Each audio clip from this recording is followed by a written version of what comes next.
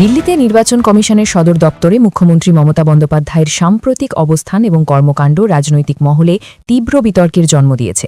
দেশের একটি অঙ্গরাজ্যের প্রশাসনিক প্রধান হিসেবে তার এই আচরণ নিয়ে নেতিবাচক প্রতিক্রিয়াই সামনে আসছে। মুখ্যমন্ত্রী যখন কমিশনের দপ্তরে পৌঁছান তখন থেকেই পরিবেশ উত্তপ্ত হতে শুরু করে।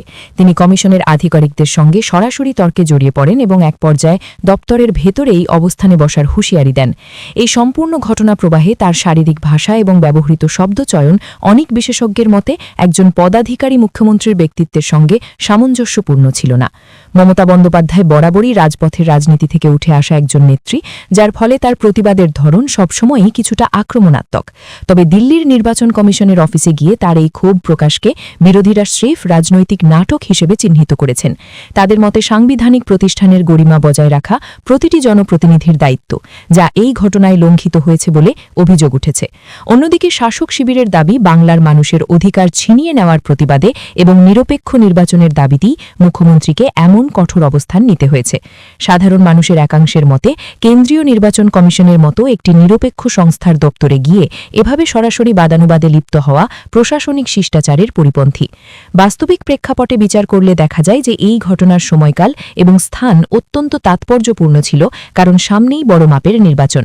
দিল্লির বুকে এই ধরনের হাই ভোল্টেজ ড্রামা জাতীয় সংবাদ মাধ্যমে প্রচার পাওয়ার ক্ষেত্রে সহায়ক হলেও এটি দীর্ঘমেয়াদে সাংবিধানিক কাঠামোর জন্য কতটা ফলপ্রসূ তা নিয়ে প্রশ্ন থেকেই যায়। তথ্য বলছে, কমিশনের ভেতরে আধিকারিকদের সাথে দীর্ঘ সময় ধরে চলা এই উত্তপ্ত বাক্য বিনিময় শেষ পর্যন্ত কোনো সুনির্দিষ্ট সমাধানে পৌঁছতে পারেনি, বরং এটি একটি রাজনৈতিক শক্তি প্রদর্শনের মঞ্চে পরিণত হয়েছিল। শেষ পর্যন্ত মুখ্যমন্ত্রী যখন দপ্তর ত্যাগ করতে বাধ্য হন, তখন তার অনুগামীদের উল্লাস এবং বিরোধীদের সমালোচনার ঝড়, এই দুই মেরুর অবস্থানেই দিনটি শেষ হয়। রাজনৈতিক বিশ্লেষকরা মনে করছেন, হতে পারে এটি শাক দিয়ে মাছ থাকার চেষ্টা বা আই ওয়াশ করে অন্য কিছু বোঝানো, যেখানে ৩ তারিখে আইপ্যাক কাণ্ডে হাইকোর্টের রায় হবে জেনেও তৃণমূলের দুই প্রধান এবং বিশেষ করে যে দুজনের বিরুদ্ধে মামলা চলছে তাঁদের অনুপস্থিতি সত্যি জনসাধারণকে ভাবাচ্ছে।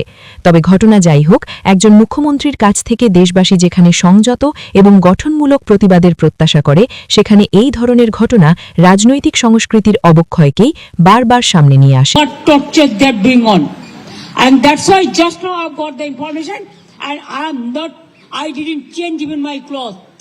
I'm just going as a house staying. And Abhishek was also used to do something work. I said, let go with us. So I'm going to Bhagwan Bhavan.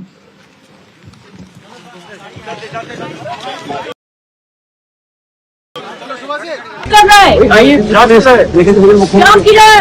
अब इधर में रुको, अब तो इधर में तो भाग क्यों रहा है?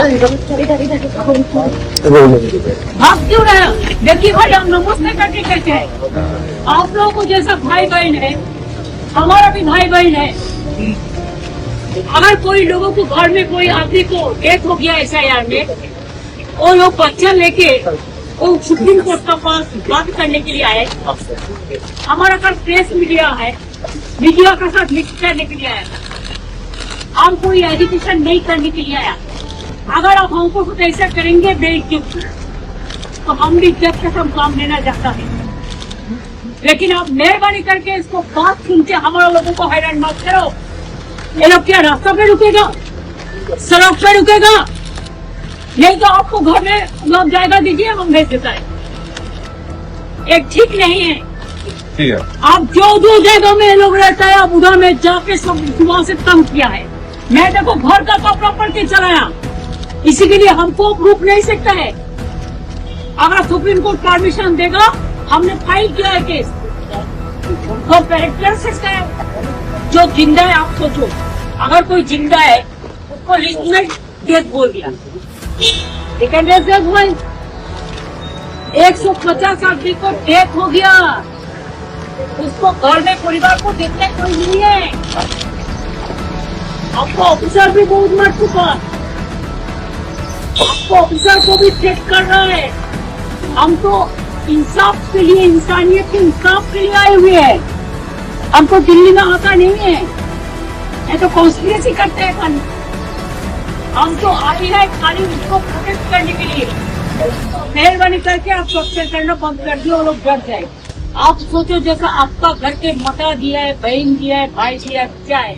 आप आसाम में नहीं किया SIR, अब नॉर्थ ईस्टर्न में नहीं किया एसआईआर, अब बंगाल को किया, तमिलनाडु की किया, केरला का किया, काम कर रहा है।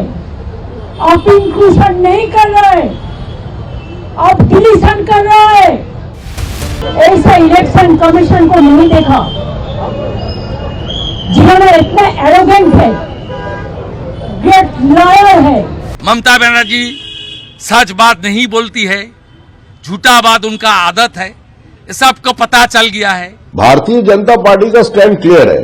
हम लोग रोहिंग्या को लेकर, बांग्लादेशी जिहादी को लेकर के, मृत वोटर को लेकर के, फॉल्स वोटर को लेकर के चुनाव होने नहीं देंगे। No SIR, no vote.